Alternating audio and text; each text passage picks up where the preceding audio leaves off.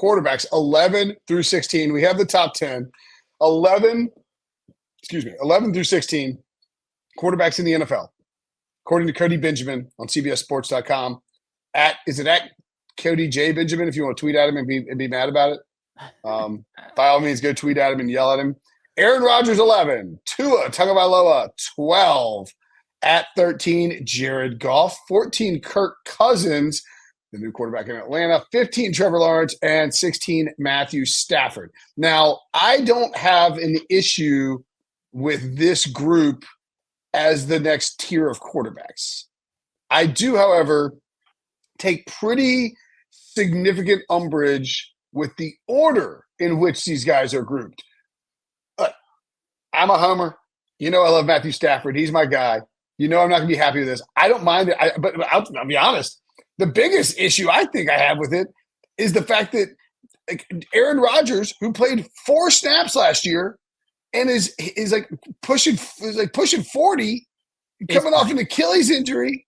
He is 40, coming off an Achilles injury, is 11 here. Like, how right now, and Kirk Cousins, same sort of deal. He's 14, so a little bit less. But I mean, for me, these guys are 15 and 16 and in their own separate tier because they're old quarterbacks coming off an Achilles injury in the offseason when you haven't seen anything from them. How can you be remotely confident that these guys are going to go out there and perform right now? Like, if you were picking a quarterback to start the 2024 season, these guys should be below Trevor Lawrence, below Jared Goff, below Matthew Stafford, because you really don't know what the hell you're going to get. Their teams are all in on them. The Falcons, well, I mean, I guess the Falcons drafted Michael Penix too, but like it is insane to think to me that you would push these guys out there and just blindly assume, Sully, that they're going to be fine with these injuries. Yeah, it's tough to, and I'm bullish on the Jets. Like, I think the Jets in 2024 are viable to get out of the AFC. I think that's it, but it all depends. Super Bowl?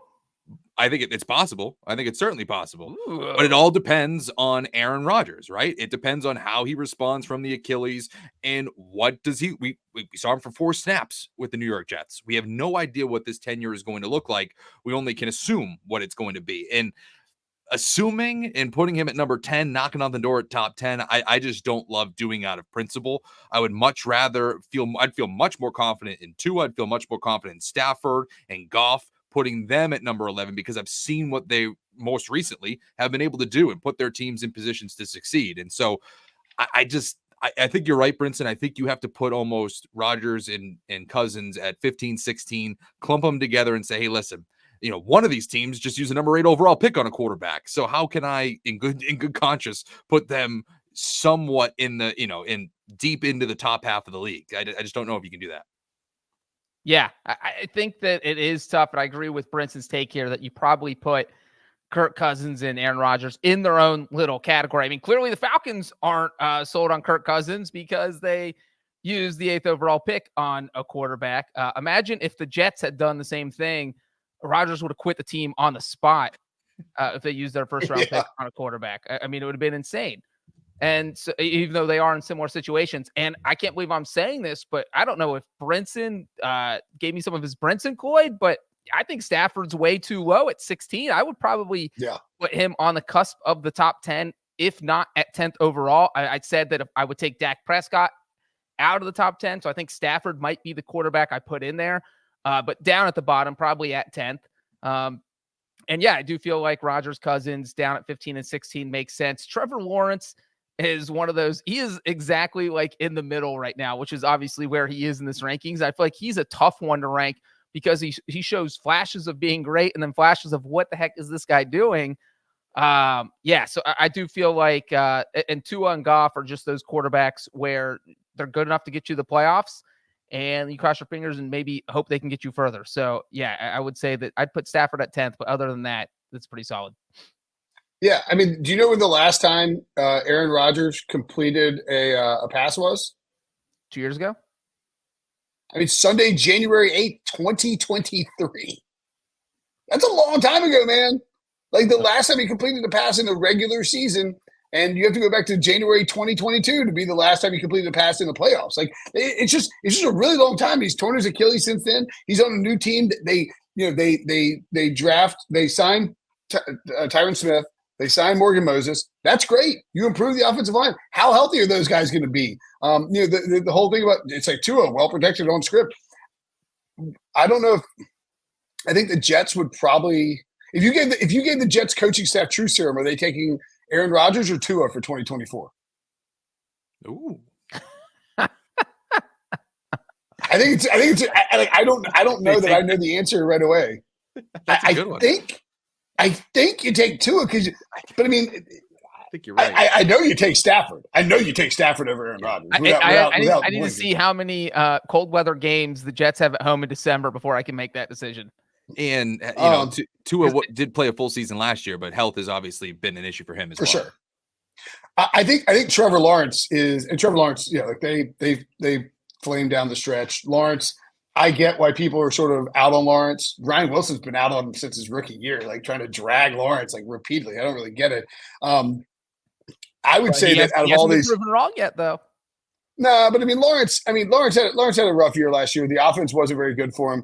I think Trevor Lawrence is someone who I would probably, and again, like it depends on your criteria. We're talking like if we're doing right, like where I expect him to be going into the season, I would much rather take Lawrence for 2024 than Rodgers or Cousins, just because Lawrence is at least going to be healthy and you have that upside. So I think for me it would be Stafford at. I would have Stafford over Love personally. I think Stafford at 10, Goff at 11, Lawrence at 12, Love at 13, Tua at 14, and then 15 and 16 for me would be Rodgers and Cousins sort of lumped in that injury thing. I mean, you could move Love up a couple spots, but I think Lawrence has played a lot more than Love has. I mean, Lawrence has had stretches that Love had last year, but Stafford won a Super Bowl. Stafford played the stretches Stafford had last year were better than any stretches Jordan Love had. So for me, Stafford should be a top 10 quarterback. I mean, when Stafford's cooking, he's like top 7, top 5. Like he's that talented and that skilled. I mean, we saw it during that Super Bowl run. I also wouldn't sleep on Jared Goff either. He's coming off a great year, career high in completion percentage, 30 touchdowns, 12 Goff's picks. been awesome. He's been I think he just kind of has a weird, connotation around him that people think that, oh, he stinks and his ceiling's capped, and it might be, but I don't know if we're putting Brock Purdy at 2. I think that Goff can do all those same things and maybe even at a higher level, a more skilled level. So I don't know. I wouldn't have been mad if I saw Goff at 11. I think the issue with Goff though is that you have the fact that Sean McVay, a noted offensive genius, kind of said, all right, this guy's hit his ceiling. I don't think I can win a Super Bowl with him. I'm trading him away and upgrading in my eyes. So I don't think Sean McVay would agree with Cody's rankings because I think he would have Matthew Stafford ahead of Jared Goff. But yeah, I mean, I think that's a good way to look at Goff, Tyler. I think that he's probably underrated at this point, which seems kind of crazy. Yeah. Because when this trade went down, it was, oh man, the Lions probably aren't going to be very good. Then he goes 3-10-1 his first year in Detroit. And look, that's a huge change. That's a jolt to your system. You got to learn a new system. You're doing all these new things. And since then, he's bounced back and he's looked great over the past 2 seasons. I mean, he was like a throw-in. They had to add an extra first-round pick just to absorb his contract at that point. Am I right? Correct. And I know that obviously, the Rams won the Super Bowl with Matthew Stafford. It's worked out for them tremendously. They get a better and higher ceiling quarterback. They have a Lombardi trophy to show for it. But when they made this trade, people were thinking like, oh boy, you took on Goff. The fact that he's played as well as he has during his tenure is a monumental win for Detroit. And he's exceeded, I think, everybody's expectations